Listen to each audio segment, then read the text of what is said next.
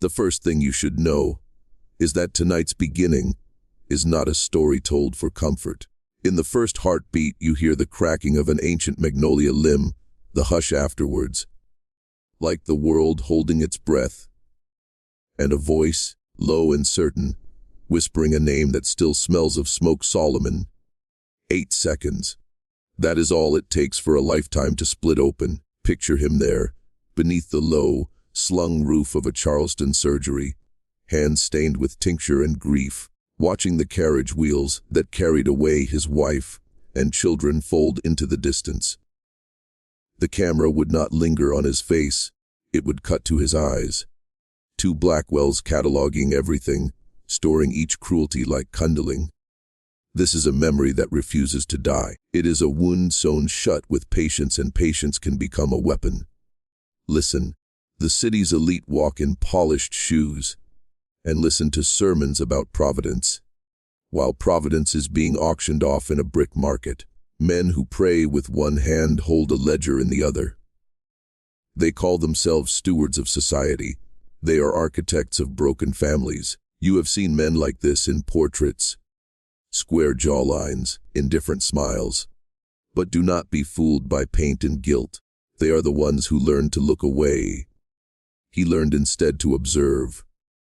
He apprenticed beneath white coats and polite manners, trading the brutal chaos of the market for the quiet authority of the clinic. In that quiet, he learned how power is exercised not only through whips and laws, but by trust and invisibility. Trust is a mirror. Break it, and the reflection shatters. Solomon's anger was not a flare of madness.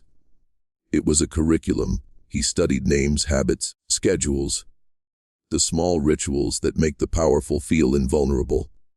He cataloged laughter and the casual phrases that become verdicts. He listened when men spoke in clubs and at dinner tables. He mapped who smiled at auctions and who looked away.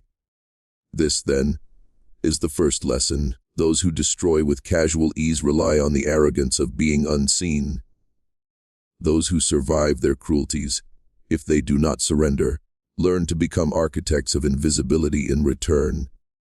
Tonight we will follow that architecture. Tonight we will unpeel a system designed to hide its own rot. You are not a bystander here. Think of this as an initiation into a darker grammar of truth. One that names predation as policy, and insists you learn to read its handwriting. Keep your seat. The descent begins when the magnolia drops its first dead leaf. There is a virtue they never taught him: patience as calculus. Solomon's patience was not waiting, it was an accumulation of leverage. He learned to breathe inside the rooms where ambition negotiated with moral indifference. The wealthy came with ailments that were more social than medical. A reputation to be maintained, a pulse to soothe when the rumor mill turned, a fainting fit to excuse another misdeed. They trusted the rituals of care, because rituals hide intent. If you could command the room with a measured voice, you could guide a verdict without anyone knowing they had been guided. Solomon understood the theater and stepped into it as both actor and stagehand. He practiced the modest bow of the indispensable assistant. He offered remedies and rested behind the doctor's shadow like a watching animal. But inside him, something colder took hold, a ledger-writing mind. He kept a private notebook, not the kind that charts sickness, but the kind that charts responsibility. Names, dates, the faces that smiled when children were parceled out like grain. There is a terrible clarity that comes with cataloging. Cruelty patterns appear. Men who sit at the same tables, who donate to the same causes, who volunteer for the same benevolent boards. When you overlay those patterns against auction registers and private letters, you find a map of complicity. This is not wild accusation, it is architecture. Solomon connected the pillars of society to the machines of human sale. He traced how the language of respectability lubricated the mercantile gears of trafficking. He watched how ministers and magistrates fraternized with traders, how philanthropy and ownership were braided together. He learned to see the economy not as benign exchange, but as a system of extraction protected by etiquette. It is a lesson men who seek truth must learn. Power rarely needs brute force. It needs cover. It wants rituals that absolve it. Your task, if you accept this descent, is to see those rituals for what they are: legal language shielding immoral acts, religious rhetoric polishing chains, polite society sanitizing theft of human life. Solomon's method was surgical, not because he had genius, but because he understood this. To move the mighty, you do not roar at them. You study the weight that makes them sit still, and you tilt it imperceptibly. He learned to tilt with whisper and measure. He planted himself where he could touch the machinery and better understand the lubricants. Money, language, trust. He was not an avenger who blew up the machine in spectacle. He became its saboteur, patient and clinical. This is where the narrative diverges from simple revenge into something more dangerous. An education in controlled collapse. And once you see the scaffolding of power, you begin to know exactly where to remove a bolt. Do not mistake remorse for weakness. The man who writes methodically about those he intends to punish is not a monster born of hate. He is a man who has translated grief into strategy. Solomon's grief was the raw stuff that anchored him to the past. But it could have consumed him and left nothing. Instead, it became the fuel for an intelligence that understood pain at scale. He did not start with a plan to terrify. He began with a desire to inflict moral equivalence. He wanted them to feel the same helplessness that had hollowed him out. Not for spectacle, but to demonstrate a truth, that the appearances of civility could mask a cruelty that deserves equal measure. He catalogued who had profited from a particular auction, who had stood silent as family bonds were unstitched, who had joked as a child was bid upon. Each name became not just a number on a page, but a node in a network of sanction. He studied the city's peculiar ailments, the mysterious fevers and sudden paralysis that seemed to plague the elite, and he did so with the clinical curiosity of a healer turned sleuth.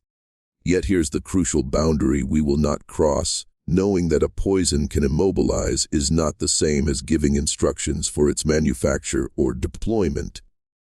The story does not need a manual. It needs the moral contour that knowledge intended to heal can be twisted into a means of exposing hypocrisy. This is the unsettling truth at the heart of the tale. Skill and empathy, when betrayed, become instruments that can be inverted. Solomon's hands, trained to soothe, became the hands that caused the powerful to face their own fragility.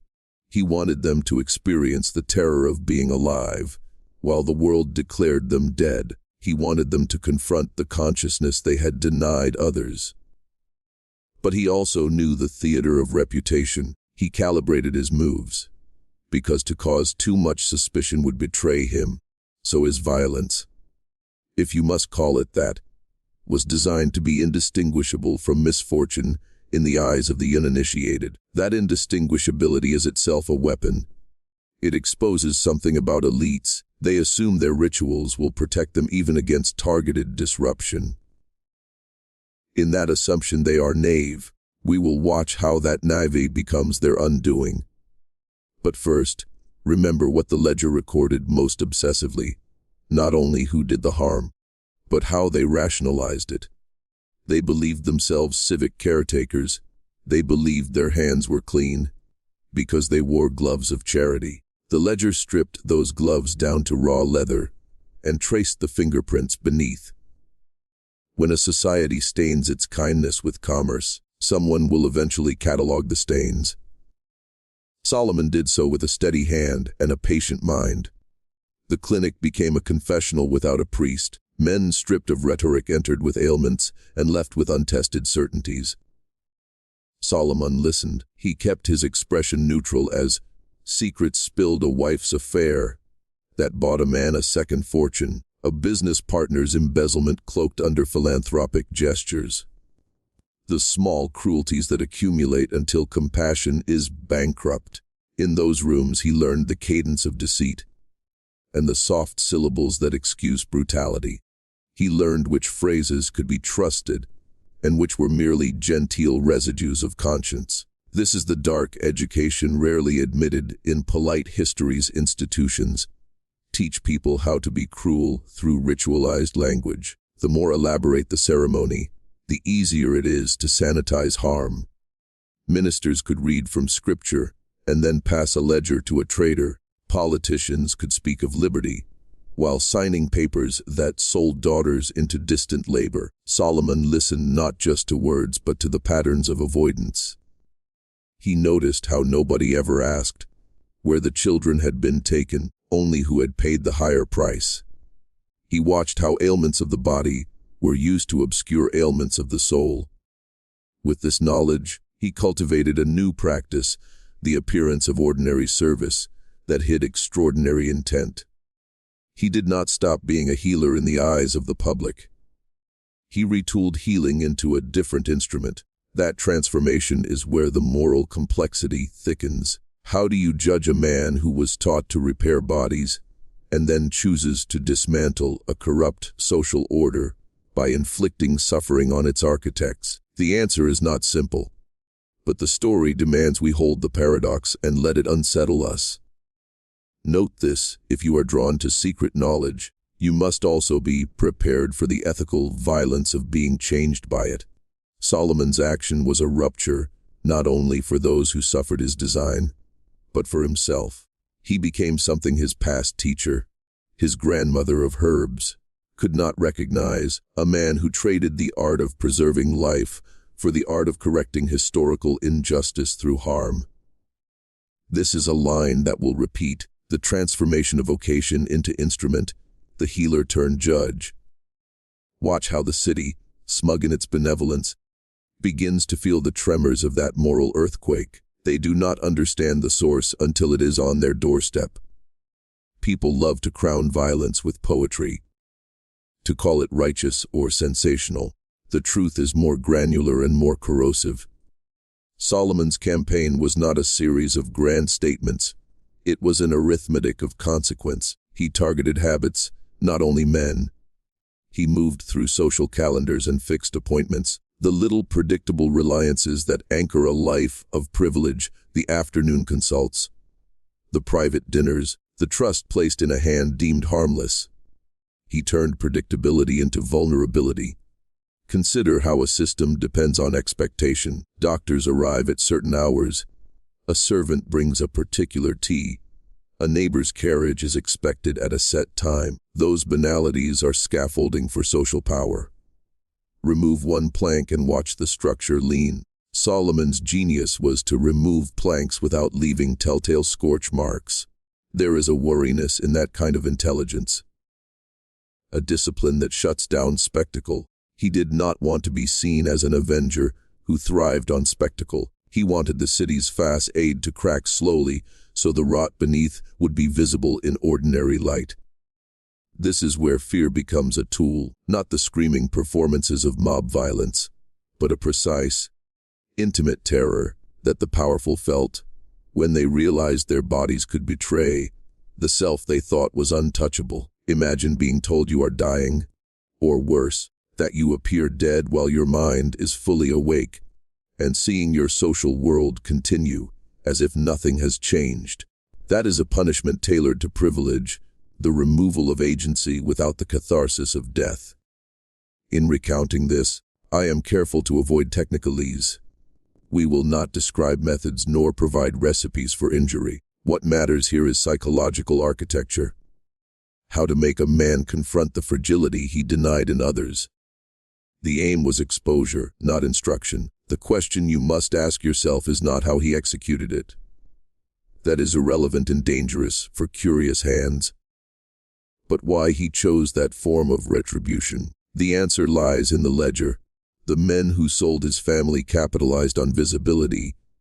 They wanted their names known in ledgers and social columns. Solomon returned that visibility in a form. They could not commodify terror within the body, a truth their status could not purchase. This is a crucial moral calculation we will return to. The instrument must fit the crime in the court of public conscience. He sought equivalence, not amplification. He wanted them to feel what they made others feel, to become intimate with loss within their own flesh. That is as much a metaphysical correction as a practical one. Public narratives love a single villain, a one-man monster to blame. That comforts people because it allows a return to normal after the monster is removed. But history rarely offers such tidy absolution. Solomon's story exposes an entire ecosystem: the bankers who financed auctions, the clergy who sat silent on church benches while human beings were parceled out, the county officials who rubber-stamped transfers without a second thought. It is an anatomy of collective responsibility. The wealthy did not merely buy labor. They purchased a social fiction that their hands were clean. They paid for that fiction with sermons and donations and polished reputations. The ledger that Solomon kept did more than list names. It connected transactions to terraces, sermons to ledgers, charity to receipts. When you map those connections, what appears as isolated acts of cruelty become coordinated systems of profit. This is the more dangerous lesson for men who study power. Structures are defended by rituals and rationales that make brutality mundane.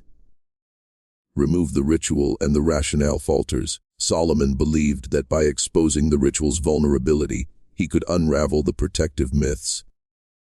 The question becomes, how far do you go when dismantling myth? Do you seek legal retribution, public humiliation, or a private, unforgiving pedagogy? The answer he chose was the last, a pedagogy written in suffering. He believed that legal systems would fail him because they were the same structures that hid the original crime. Public exposure required a truth that could not be argued away by law or money. He sought a truth lodged in the body, immediate, undeniable, intimate. That choice reveals a desperation born from systemic betrayal. It is easy to call such choices barbaric from a comfortable distance. It is harder to sit inside a wound and decide whether justice must break a society to be truly just. Throughout this descent, keep in mind that our aim is to understand the logic, not to condone the method. There is a difference between comprehension and endorsement. If you are attracted to forbidden histories, you must be willing to hold uncomfortable truths without sacrificing your moral compass. Solomon's ledger forced him to navigate that abyss again and again. He knew the calculus of consequences and accepted the weight. There are moments when history leaks into myth because the particulars are too gruesome for polite record. The city offered explanations: sudden paralysis, unfortunate infection, a merciful death, and the public, soothed by ritual, accepted them. But records are porous if you know how to read them. Small inconsistencies slip through official tapestries. A physician's note that reads, "Apparent death," with no conclusive autopsy. A cemetery ledger that lists burials with faint but unusual markings. These are the crumbs that allow an investigator to track a pattern. Solomon learned to read those crumbs the way a clinician reads symptoms. He noticed patterns in obituaries, the way certain families' ailments clustered like a secret language. He listened to the gossip of nurses and servants, those whose social position made them invisible witnesses. This is key. The power of hidden knowledge often depends on the willful blindness of those above. Servants, clerks, and low-ranking staff see the seams of civilization because they work in them. They are the ones who can confirm patterns if someone is willing to listen. Solomon listened, and in listening he cultivated alliances from the shadows.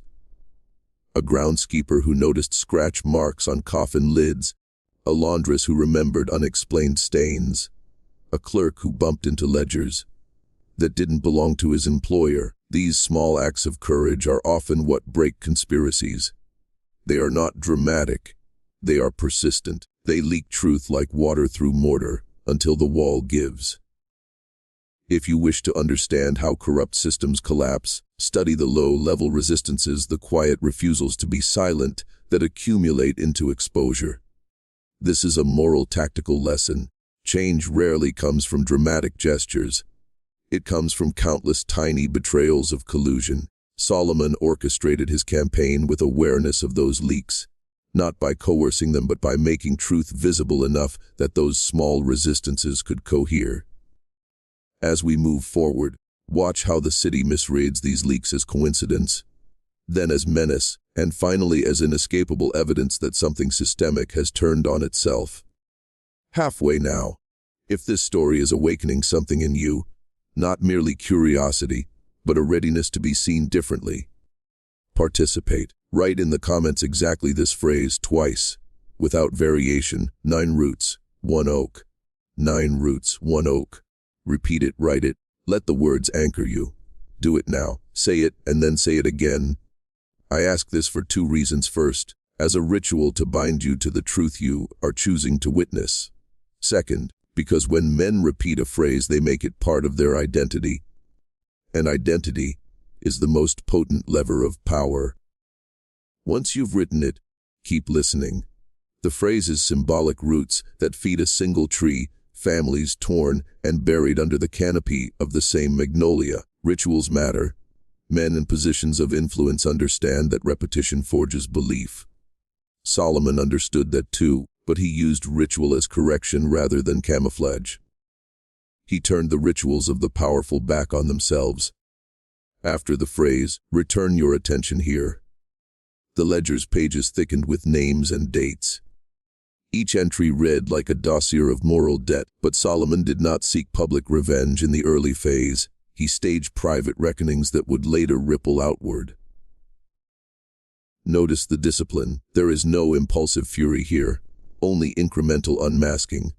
He arranged meetings, adjusted schedules, learned the small comforts his targets relied on. A mid-morning tonic, a certain servant in attendance, a particular window left ajar.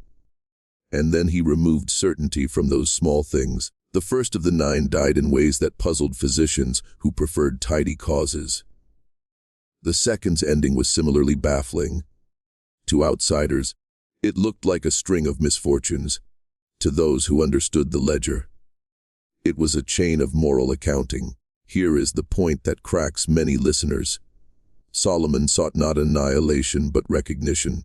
He wanted the men to confront the lives they had stolen. He wanted their names associated with the same helplessness they had dispensed. That aim is both terrible and rigorous. It insists that men who prosper from injustice must be made to understand what they made others endure. This is a raw calculus. If you repeated the phrase, you have taken a step beyond passive witness. You have invoked a symbol that ties you to this inquiry. Keep your hands steady. The next sections will strip the city's polite explanations away, until only the ledger remains. When the first investigations began, the city reacted as all secure institutions do, with disbelief framed as concern.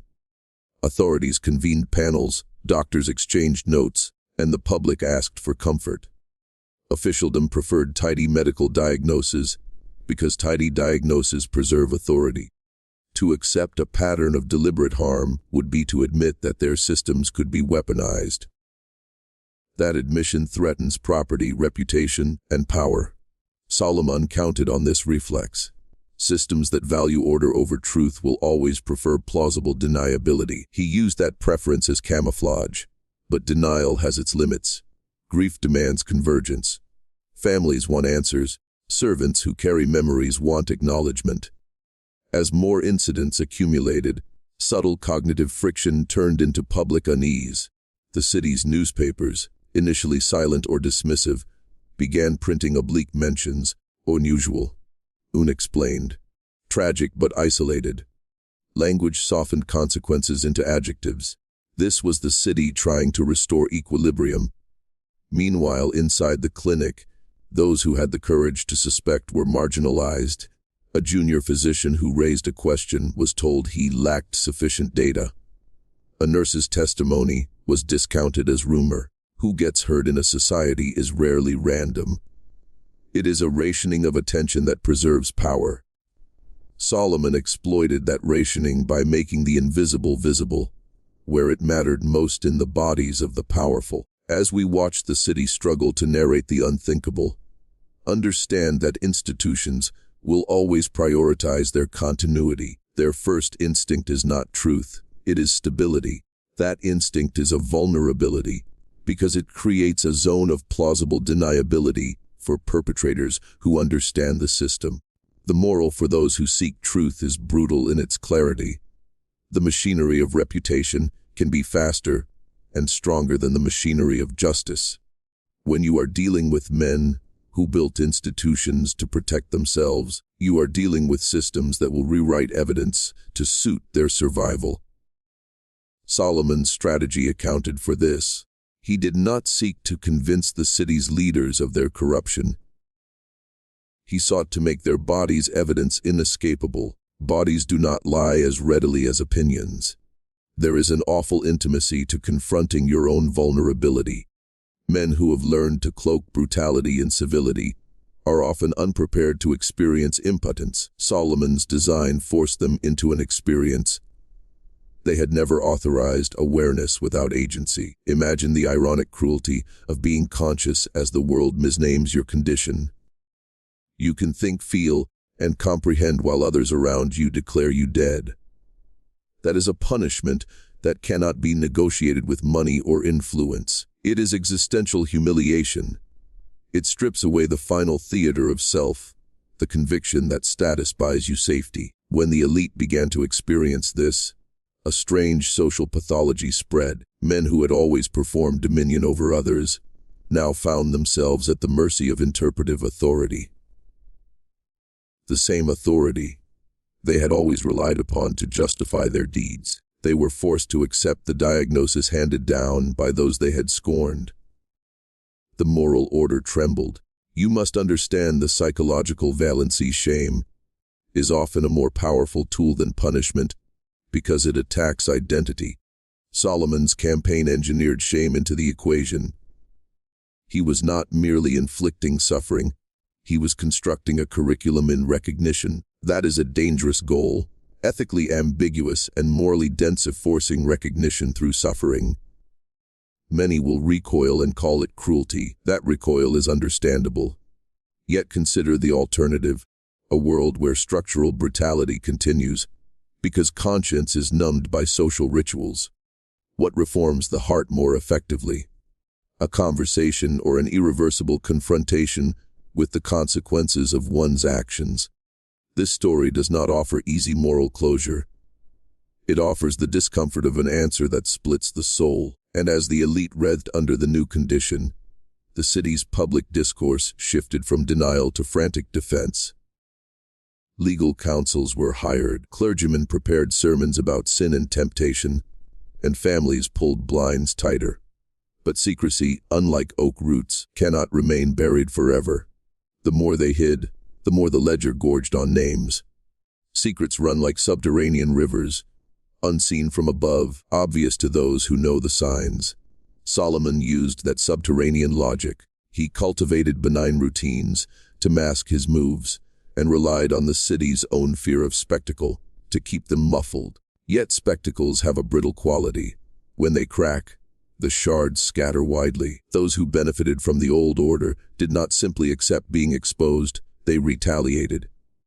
Accusations flew, and a scapegoating campaign began. Officials rounded on the marginalized servants were threatened. Clerks were intimidated, and witnesses were pressured into silence. This is the predictable defense of a system under threat. Rather than confront the source of the leak, you punish the leak's pathway. The moral calculus of such reaction is simple. If you cannot convince truth seekers, you discredit them. The city's elite attempted all the usual moves: bribery, legal maneuvers, and public relations. They donated more to charity, staged more benevolent events, and hired men to sing their praises in church. Repentance performed in public is a classic laundering technique, but the ledger persisted. It functioned like a metronome of accountability, reminding those who read it that every polite face in the pew had a transaction in a darker book. The more the elite invested in appearances, the more the ledger's quiet insistence became unbearable. And then something else happened, something the powerful had not fully anticipated. Men beneath the social ladder began to talk to each other with a newfound daring. The groundskeeper, who had seen the scratch marks on coffin lids, shared the story with a washerwoman who had known families on the receiving end of sales. Those small conversations, once taboo, grew into a chorus. Collective memory had been fractured. It was now finding seams to stitch itself together. Truth, when tended, does not need grand proclamation. It needs enough small confirmations to become undeniable. This is the dangerous and beautiful part of systemic exposure. It does not require the fist of law so much as the patience of community. History will try to make you believe in tidy causality, that crimes have single causes, single names, single moments where morality flips. But the real pattern is recursive. Cruelty begets structures that enable more cruelty. Solomon's ledger did not just name individuals, it described relationships that reproduced the system. When you dismantle one name, others remain. That is the stubbornness of institutional sin. His act of retribution was not a purge, it was a revelation. He forced the city to look at the scaffolding that upheld its economy. The trade networks, the financial instruments, the social rituals that normalized human commodification. It is easier for a society to mourn an individual than to rewrite the ledger of its institutions. That is why historical amnesia is a tool of survival for the guilty. But memory is persistent. The people who remembered were not only the oppressed, they were also those among the privileged, who could not bear the cognitive dissonance. A few of them, reluctantly, began to read the ledger with shame. Such conversions are rare and incomplete, but they matter. They are the first cracks in the rock of denial. Yet Solomon knew that changing minds was insufficient. Habit, once institutionalized, requires structural correction. Laws needed to be rewritten, economic incentives reallocated, and ritualized silence dismantled. He was not naive about the magnitude of such reform. He used violent pedagogy as a lever to create a political opening, however fraught and morally compromised. The underlying question we return to is unavoidable. Can moral rupture be illicitly engineered for the greater good? Some will say no, others will argue yes. The story refuses to give a comfortable verdict. It insists you hold the paradox and decide where you stand. If you are listening, consider what it means to trade one form of violence for another in the name of justice. Consider what it means to make the powerful vulnerable. Consider whether exposure without reform simply amplifies suffering. The ledger asked the city to reckon not just with names, but with the very grammar of its society. That is a task that reaches beyond any single man. It is tempting, when consumed by secret histories, to fetishize the figure who strikes back. But listen closely, the true unrest Solomon exposed was communal. The ledger was a mirror held up to a whole civic culture. When a society's economy rests on denying personhood, its rituals will always be weighted toward obfuscation. You can patch an individual wound, but the infection recurs, unless you change the environment that nurtures it. Solomon's acts revealed the limits of personal retaliation as political reform. They showed how easily one man can puncture illusions, but also how resilient those illusions are in the hands of institutions built to survive scandal. The city's response oscillated between public contrition and covert reinforcement. Some leaders publicly denounced the acts attributed to Solomon, while privately arranging to preserve their wealth by concealing unfavorable records. This duplicity is structural. Transparency threatens assets, so opacity is preserved. The ledger threatened that opacity. In its pages, the city's polite language unraveled into a ledger of commerce and cruelty. But the ledger did more than indict. It also opened a space for memory to cohere. Descendants of the dispossessed, who had been scattered across plantations and ports, began to trace their own broken maps. They found one another in the margins of court records, in baptism registers, and in whispered testimonies passed down through generations. The ledger served as a connective tissue for fragmented histories. This is the hopeful, dangerous, and necessary aftertaste of forbidden truth. It reconnects the scattered into a narrative that demands redress. Yet redress is not inevitable. Memory can be smothered again by wealth and convenience. The task for anyone who reckons with such histories is to convert memory into structural change. A task that requires more than moral outrage. It requires institutions willing to be remade. Solomon's Ledger was only the beginning of that work. It was a provocation, a demand that those who benefited from cruelty be forced to account, not only to conscience, but to law and society. Whether the city answered that demand is another question, one we will approach as the ledger's echoes travel outward. The aftermath of truth is never neat. When revelations pierce a communal den, the fallout splinters into legal battles, public confessions, and the quieter, more insidious gestures of forgetfulness. People who cannot stomach accountability will rewrite narratives. They will commission histories that sanitize and portraits that gloss. But you cannot repaint the smell of fire from memory.